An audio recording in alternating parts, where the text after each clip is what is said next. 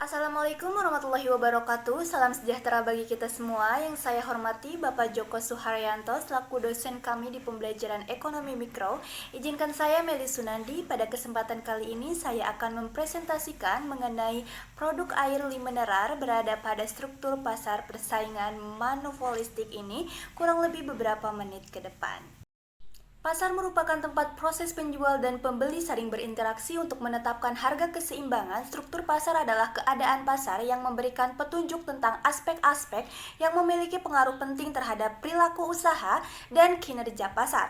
Aspek-aspek tersebut diantaranya yaitu jumlah penjual dan pembeli, hambatan masuk dan keluar pasar, keragaman produk, sistem distribusi, dan penguasaan pangsa pasar. Beberapa faktor yang menentukan struktur pasar adalah jumlah atau banyaknya perusahaan yang ada di dalam pasar. Jumlah perusahaan akan menentukan jumlah penjual. Semakin banyak perusahaan yang memproduksi produk yang sama, maka persaingan akan semakin keras. Hal tersebut akan mendorong produsen untuk meningkatkan kualitas produknya semakin unggul. Dengan begitu, konsumen dapat membedakan merek dari kualitasnya, jenis barang yang diperjualbelikan, jenis barang yang dihasilkan perusahaan juga menentukan struktur pasar yang berlaku. Misalnya, barang yang dihasilkan homogen, sama, atau justru berbeda dan tidak dapat diganti dengan hasil produsen lain. Struktur dari produk mineral adalah pasar persaingan monopolistik serta jumlah penjual dan derajat diferensiasi produknya adalah jumlah produsen banyak dan banyak diferensiasi, serta contohnya yaitu perdagangan eceran, makanan atau minuman, dan derajat pengendalian perusahaan terhadap harga yaitu ada tetapi sedikit, dan yang terakhir metode pemasarannya seperti iklan dan persaingan. Ciri-ciri pasar persaingan monopolistik yang kesatu yaitu memiliki jumlah produsen yang sangat banyak. Pasar monopolistik memiliki jumlah produsen yang sangat banyak karena banyaknya produsen. Maka tiap-tiap produsen memiliki pangsa pasar atau market share yang cenderung kecil.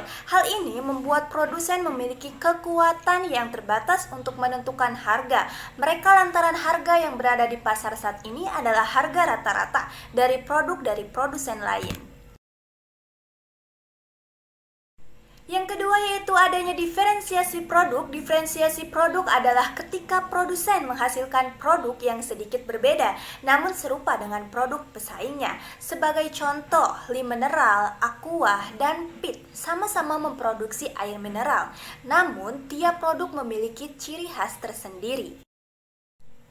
Dalam pasar persaingan monopolistik, ketika harga dari salah satu produsen naik sedangkan harga produk dari produsen lain konstan, maka permintaan produk tersebut akan turun sebab konsumen akan dengan mudah mencari produk substitusi dari produk tersebut. Contoh, Mineral menaikkan harga yang tadinya air galon harganya 18.000 menjadi 19.000.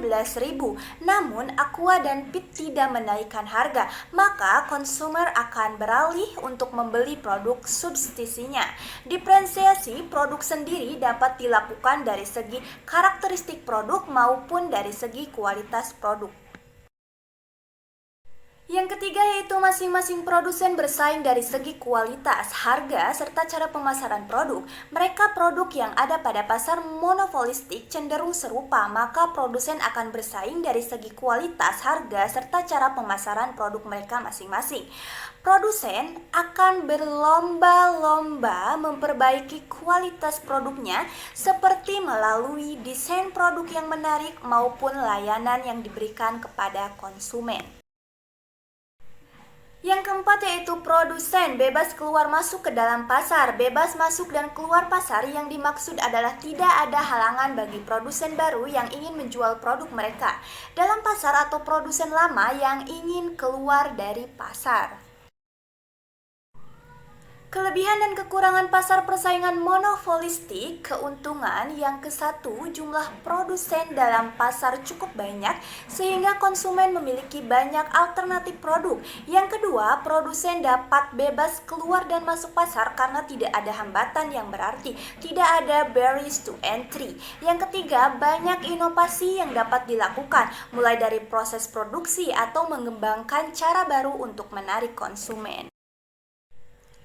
Kekurangan yang ke-1, banyaknya produsen dalam pasar membuat persaingan yang ketat. Dalam pasar monopolistik, beberapa perusahaan besar akan memiliki pangsa pasar yang dominan, bisa mencapai 30-40%, kemudian sisanya dipegang oleh banyak perusahaan-perusahaan kecil. Contoh, pangsa pasar air mineral kemasan di Indonesia didomisili oleh Aqua dan Lim Mineral.